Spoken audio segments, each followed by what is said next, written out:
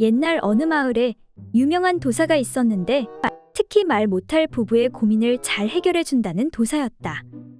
어느 날 춘자가 도사를 찾아가는데 도사님, 소문 듣고 왔소이다. 그래, 무슨 일로 왔는가?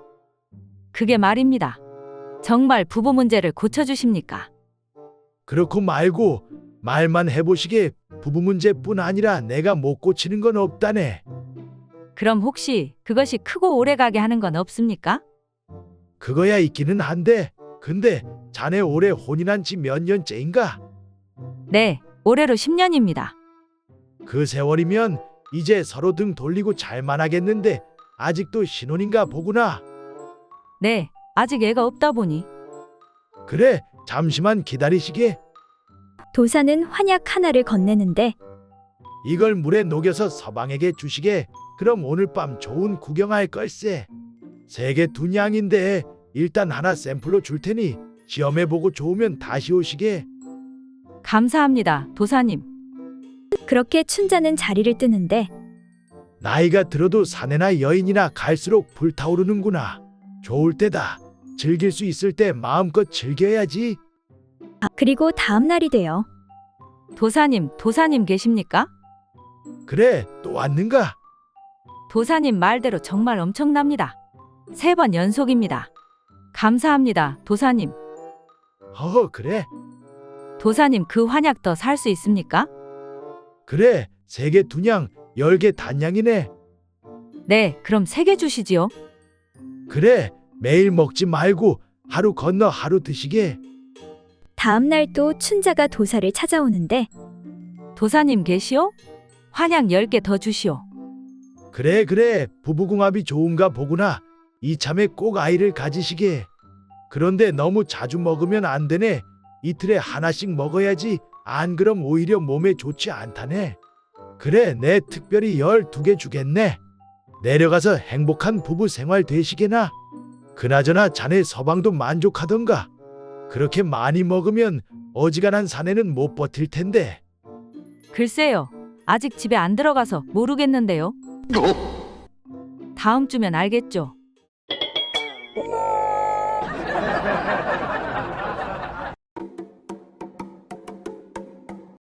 옛날 색을 밝히는 어떤 스님이 기방에 들러 재미를 보고 가려고 하였다. 홍춘이, 나는 홍춘이 없이는 못 산다. 그런데 그때 느닷없이 누군가가 들이닥쳤다. 홍춘이 안에 있어. 나 포졸 길쌈이요. 아니, 이 시간에 포졸이라니. 스님, 얼른 침상 밑으로 몸을 숨기시지요. 홍춘이 잘 있었어. 겁나게 보고 싶었구려. 기생의 방 안으로 들어온 포졸은 이런저런 잡담만 늘어놓을 뿐 자리를 뜨려 하지 않았다. 이에 기생이 난처한 표정을 지으며 물었다. 포졸 나리께서 이 시간에 어쩐 일로 납시었어? 그야 당연히 우리 이쁜 홍춘이 보러 왔지. 근데 포졸 나리 한 가지 물어볼 말이 있는데요. 그래, 궁금한 것이 뭔지 말해보시게. 만약 스님이 기방에 출입하다가 들키면 어떻게 되나요? 어떻게 되긴. 파기한 죄로 소중이를 자른 다음 참수형을 당하는 것이지. 침상 밑에 숨어서 이 말을 들은 스님은 간이 콩알만해졌다. 포졸은 기생을 희롱하는 기색이 역력하더니 이윽고 두 사람은 침상으로 가 재미를 보려고 하였다. 그런데 바로 그때 문 밖에서 또 한 번의 인기척이 들리는 것이었다. 홍춘이 안에 있어? 나 포도대장이요. 포도대장님이 오셨어요. 이런 큰일이 나버렸구만. 순식간에 얼굴이 사색이 된 포졸은 기생이 시키는 대로 침상 밑으로 몸을 감추었다. 동시에 문이 열리면서 포도대장이 안으로 들어왔다. 어느덧 정색을 한 기생이 포도대장에게 물었다. 아니 포도대장님, 이 시간에 어인일이신가요? 어인일은 우리 홍춘이 보러 왔지. 근데 포도대장님, 한 가지만 여쭙겠습니다. 만약 스님이 이런 곳에 출입하다가 발각되면 어떠한 벌을 받게 되나요? 포도대장이 말했다. 그야 불도로서 규율을 위반했으니 곤장 20대를 맞고 추방을 당하게 되겠지. 그 말이 끝나기가 무섭게 침상 밑에 숨어있던 스님이 기어나와 포도대장에게 말했다. 포도대장님, 어서 소인을 잡아가십시오. 어서요. 저 밑에 있는 포졸에게 잡히면 소중이가 잘리고 목숨이 위태롭습니다.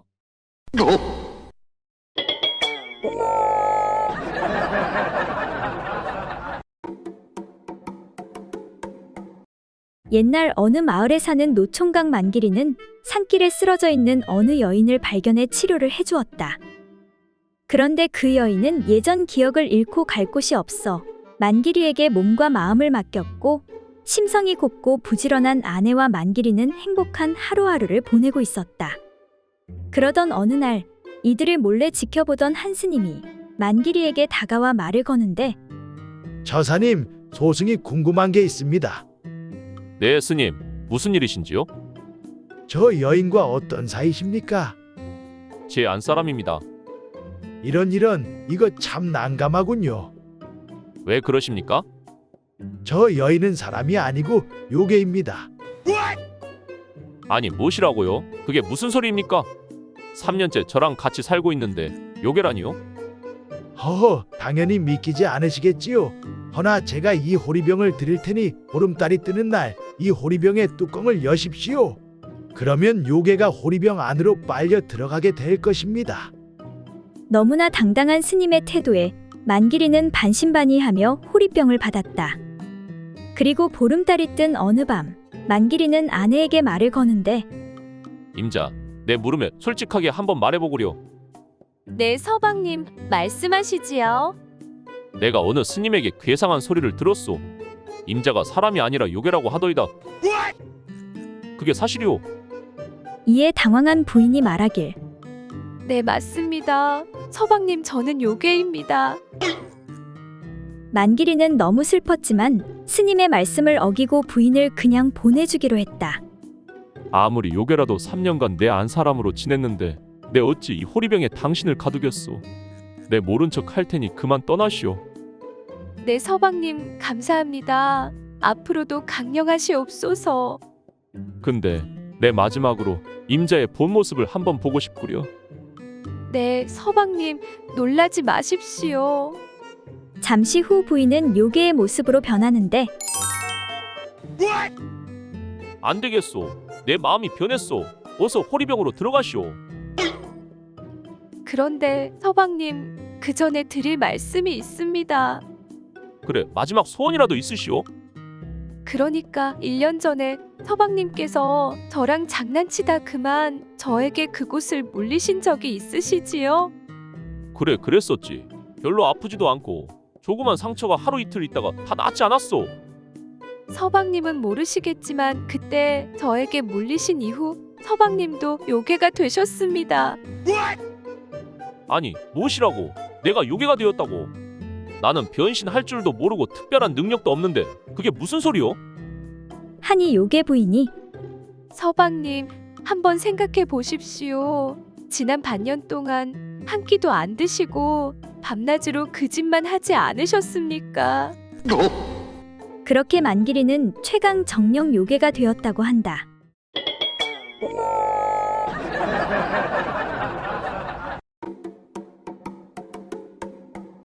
옛날 어느 마을에 최 부인은 대감과 함께 행복하게 살고 있었다.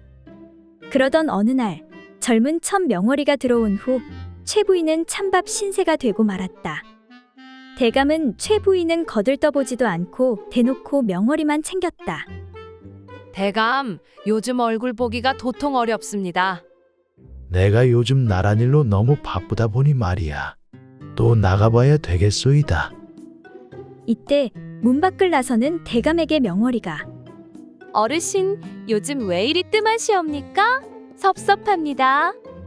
네, 일이 바빠서 그랬느니라. 오늘 밤은 꼭 갈 터이니 목욕제게 하고 기다리고 있거라. 내 아주 오늘 밤 혼쭐을 내줄 것이니 단단히 각오하고 있거라. 아이고 무서워라. 몰라. 이를 본 최 부인은 이를 갈며 복수하기로 결심하였다.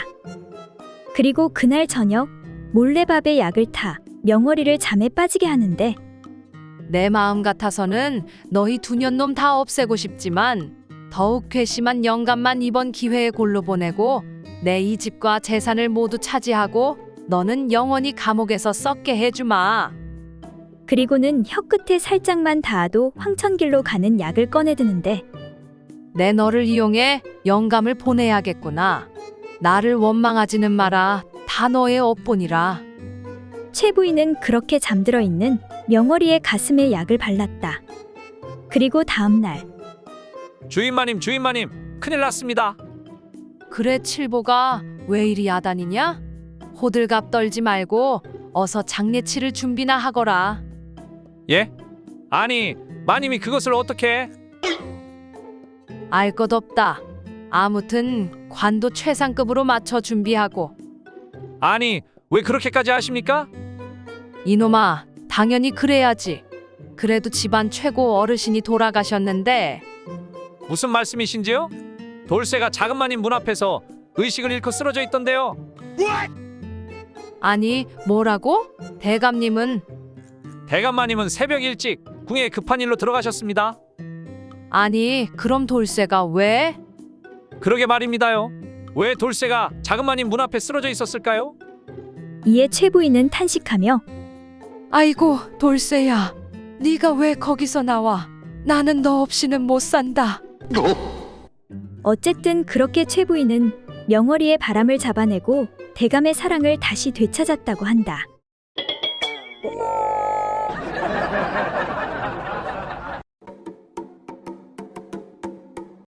오진산의 머슴 칠보기가 은근히 주인집 딸을 넘보고 있었다.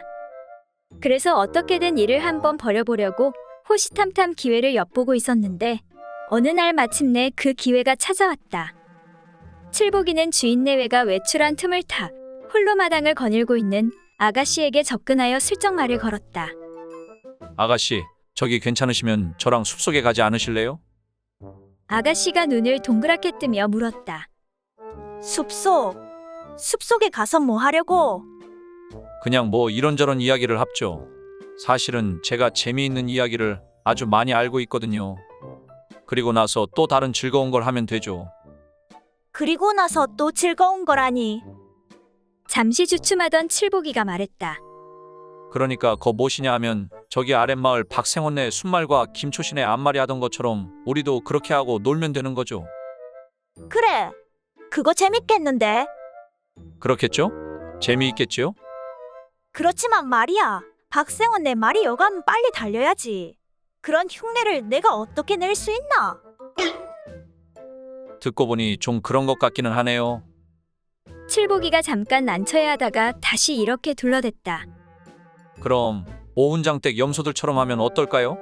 그건 별로 안 어려운 것 같은데. 싫어. 염소는 볼로 받기만 하던 걸 뭐. 다치면 어쩌려고? 아가씨가 또다시 고개를 흔들었다. 그렇다면 말이죠. 망설이던 칠보기가 순간 무릎을 탁 쳤다. 옳거니 그럼 이렇게 하면 어때요? 순인의 멍멍이들처럼 하면 어떨까요? 그거 아주 쉽고 재미있는데 말이죠. 그러자 잠시 뭔가를 생각하던 아가씨가 이윽고 이렇게 말하는 것이었다. 그러지 말고 그냥 우리 아버지하고 어머니가 하는 것처럼 하면 어떨까?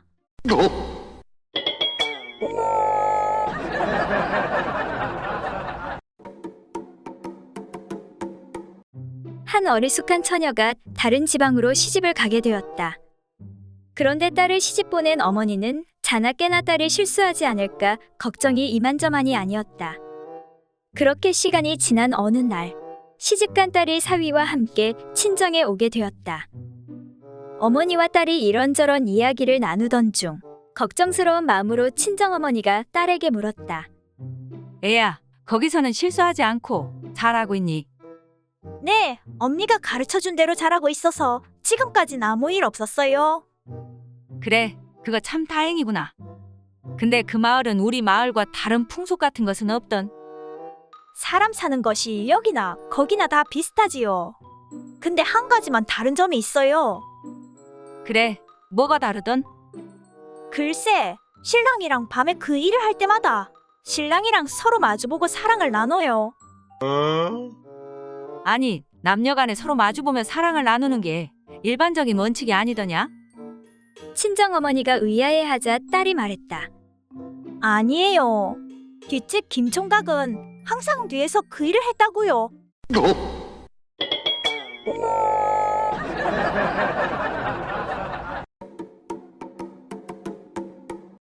오늘도 밖에 나갔다가 술 깨나 마시고 들어온 어느 남편이 재미있다는 듯 자기 아내에게 이야기했다.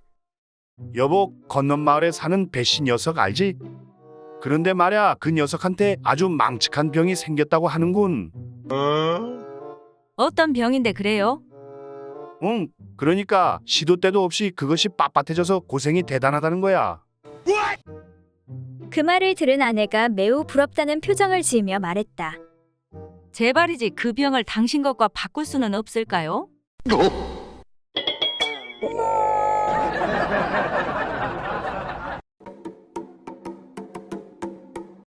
옛날 어느 마을에 어떤 총각 둘이서 친하게 지냈는데 한 친구가 어쩐 일인지 늘 다 죽어가는 목소리로 말했다. 야, 나 기운이 없어 죽겠다. 젊은 녀석이 만나기만 하면 그런 소리나 해대고 대체 왜 그러는데? 너도 내 입장이 되어봐라. 너야 부모님 밑에서 잘 먹고 지내지만 나야 어디 그러냐? 아버지 어머니 다 돌아가시고 형수 밑에서 얻어먹는데 그럼 형수가 굶기기라도 해? 굶기게 하겠냐? 밥을 준다는 게 맨날 누룽밥이야. 이젠 누룽지만 보면 신물이 난다. 그 말을 들은 친구는 가만히 생각하더니 좋은 꾀를 하나 궁리해냈다. 너 걱정하지 마라.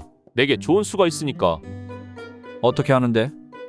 아무 생각 말고 내일 아침 내가 갈 테니까 미리 변소에 가서 쭈그리고 앉아있기나 해라. 그리고 내가 묻는 말에 시키는 대로 대답이나 하면 돼. 친구는 어떻게 하라고 이른 후 돌아갔다. 다음날 그 친구가 찾아왔다. 아주머니, 안녕하십니까? 그런데 얘는 어디 갔습니까? 도련님은 변소에 가셨는데 좀 기다리시죠. 아닙니다. 제가 볼 일이 좀 급해서요. 거기 가서 이야기하면 되겠네요. 친구는 변소 앞에 가서 큰 소리로 이야기했다. 야, 너 물건 한 번 되게 크다. 요새 무얼 먹는데 그래? 맨날 누룽지지 뭐. 야, 너 누름밥을 한 해 먹고 이렇게 커졌으니 한 해만 더 먹으면 방망이만 하겠다. 형수는 부엌에서 밥하다 말고 이 소리를 다 들었다. 그런데 다음날 아침 또다시 누룽지밥이 나온 것이었다. 아니, 형수님, 왜 또 누룽지 밥인가요? 형님은 누룽지가 필요 없어요. 집도 좁으니 도련님이나 어서 많이 먹고 장가 가세요.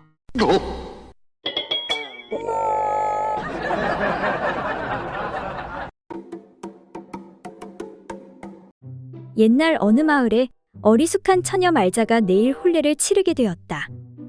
바로 같은 대감댁종으로 살고 있는 떡새와 백년가약을 맺은 것이었다. 말자는 행복했지만 지금까지 남자 손 한 번 못 잡아봐서 모든 게 낯설고 두려웠다.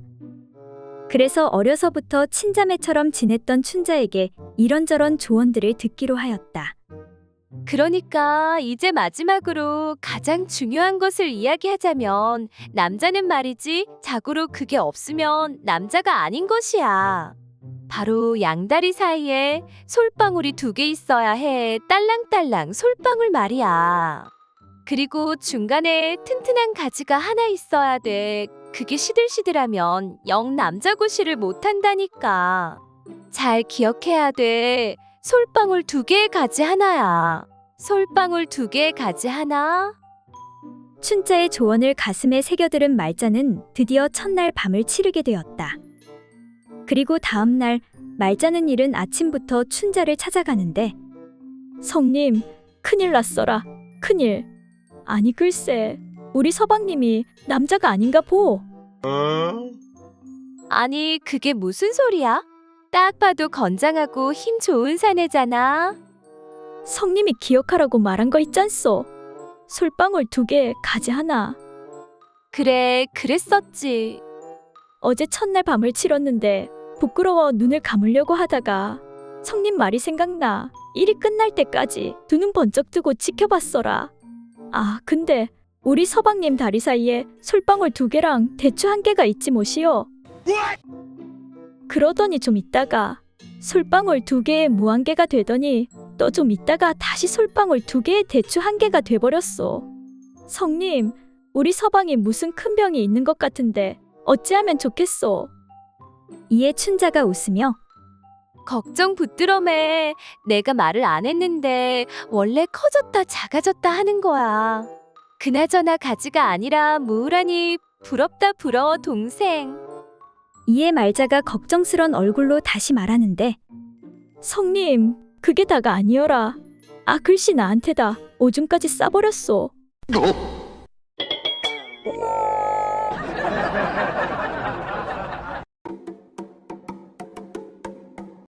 옛날 어느 마을에 사는 춘식이와 갑수는 주막에서 한가히 낮술 한 잔을 하고 있었다. 이런저런 이야기를 하다가 춘식이가 최근에 들은 소문에 대해 이야기하였다. 자네 그거 소문 들었는가? 그 최대감 영감님 말이야. 그 최대감 당연히 알지? 우리 마을에서 돈이 가장 많다는 그 영감님이 아니야. 하도 돈이 많아서 볼일 보고 뒤도 비단으로 닦는다는 소문이 있던데 그게 정말 사실인 거야? 아니 그게 아니고 글쎄 그 영감님이 말이야. 18살 계집을 첩으로 들였다지 뭔가. 거참 노인네가 팔팔하고만 팔팔해. 80 노인이 그 나이에 거 무리하는 거 아닌지 몰라. 아무튼 정말 부럽다 부러워. 뭐 그렇긴 해도 그 대감님이 어려운 사람들에게 쌀도 나눠주고 좋은 일도 많이 하니까 마냥 욕하기도 좀 거시기 하네. 이에 춘식이가 한마디 하는데 그건 그렇고 내가 문제 하나 낼 테니 한번 맞춰보시게. 80살 노인하고 18살 처녀가 하룻밤을 보내게 됐소. 그런데 다음날 아침에 눈을 떠보니 한 사람이 죽어 있는 거야. 과연 누가 죽어 있었을까? 갑수가 잠시 고민하다 말하길 아마도 80살 노인이 아닐까. 왜 그렇게 생각하는가? 그거야 보나마나 처녀가 그 노인의 재산을 가지려고 해쳤거나 아니면 늙은 노인이 밤새 힘쓰다가 골로 간 거겠지. 아니야, 18살 처녀야.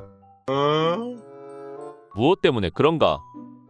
그건 바로 식중독 때문이지. 식중독? 그게 무슨 소린가? 그거야 유통기한이 한참 지난 걸 먹었으니까 처녀가 골로 가는 거지. 거참 말되는구먼. 그때 주막집 주인이 지나가며 말하는데 그건 내가 잘 아는데 아마 둘 다 죽었을 것이오. 아니 왜 그렇게 생각하는가? 이에 주모가 말하길 처녀는 유통기한이 한참 지난 상한 걸 먹었고 영감은 아직 덜 익은 고기를 날로 먹었으니 둘 다 골로 간 것이 아니오.